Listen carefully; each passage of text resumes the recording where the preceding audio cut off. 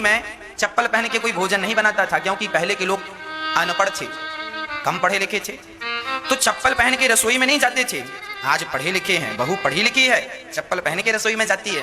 बेचारी को हो सकता है ये भ्रम हो कि हो सकता है रसोई में कुछ कांटे वांटे हों, कुछ कांटों का डर रहता है, सो चप्पल पहन के रसोई में भोजन बना लेती हैं।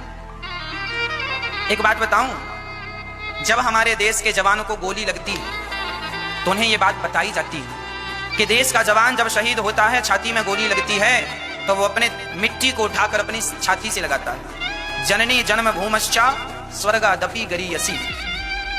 जिस मिट्टी पर तुम बैठे हो ना, इस मिट्टी को हमारे यहाँ माता कहा जाता है। क्या कहा जाता है? माता। और जब आप रसोई में भोजन बनाते हैं ना, तो आपके पांव जब जमीन में होते हैं तो आप अपनी माँ की गोद में होते हैं। माँ से एक कनेक्शन होता है, एक कनेक्टिविटी होती है। माँ, जो धरती माँ है ना, वो हमें एक पॉजिटिव एनर्जी देती रहती है, पॉजिटिव ऊर्जा देती रहती है। और जब आप चप्पल पहन लेते हैं तो जो पृथ्वी से आपको भोजन बनाने के समय पॉजिटिव एनर्जी मिल रही थी, वो तो चप्पल के कारण रुक गई।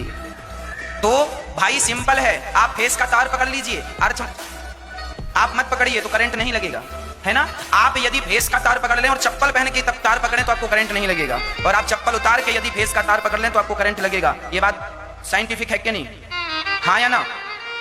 फेस का तार देखो, प्रैक्टिकल ना करना, जिन्होंने किया है मैं उनकी बता रहा हूं, आप ना करने लग जाना। फेस का तार पकड़ लेने के बाद यदि आपने चप्पल पहन रखी है तो जमीन से जो अर्थ मिल रहा था वो अर्थ चप्पल के कारण कट गया, आपको करंट नहीं लगेगा। और चप्पल उतार के तार पकड़ लीजिए, फेस का करंट लग जाएगा। ये साइंटिफिक है, विज्ञान कहता है और दिखता है ये। अब सोचिए कि पृथ्वी में कुछ तो है, ना होता तो करंट कैसे लगता? कुछ एनर्जी है ना, यदि ना होती एनर्जी तो करंट कैसे लगता? मतलब वो एनर्जी जो थी वो तुम्हारे पांव से होती हुई तुम्हारे हाथ के द्वारा तुम्हारे भोजन में जाती है। जब तुम आटा की लोई बनाती हो, रोटी बनाती हो ना, तो वो जमीन की जो एनर्जी है, पॉजिटिव एनर्जी, वह भोजन जाती है भोजन में, और भोजन के द्वारा वह हमारे पेट में जाती है। पर आपने चप्पल पहन के भोजन बनाया तो वो एनर्जी कट हो गई।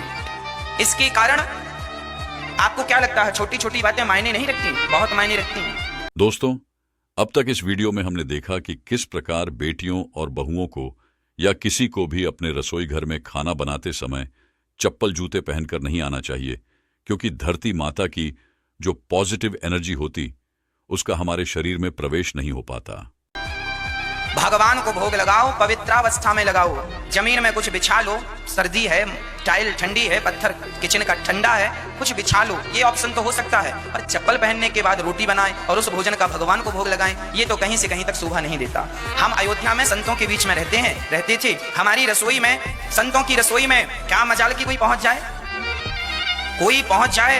अरे भाई, साधु लोग बड़ी पवित्रता का ख्याल रखते हैं, उनकी रसोई में कोई प्रवेश नहीं कर सकता, कैसे भी नहीं प्रवेश कर सकता। और तो सब ठीक है, आप ज्यादा कपड़े पहनकर भी प्रवेश, साधु लोग ज्यादा कपड़े पहन के भी प्रवेश नहीं करते। एक कमर में लपेट लिया, एक गमछा ऊपर डाल लिया, बस जाओ, बिना सिले कपड़े पहन के जाते हैं और ठाकुर जी की रसोई बनाते हैं। चप्पल जूते का तो सवाल दूर दूर तक नहीं है। इसीलिए आपकी बुद्धि भ्रष्ट ना हो, इसलिए हम समझा रहे हैं, क्योंकि जैसा खाए अन्न वैसा रहे मन। अन्न शुद्ध तो मन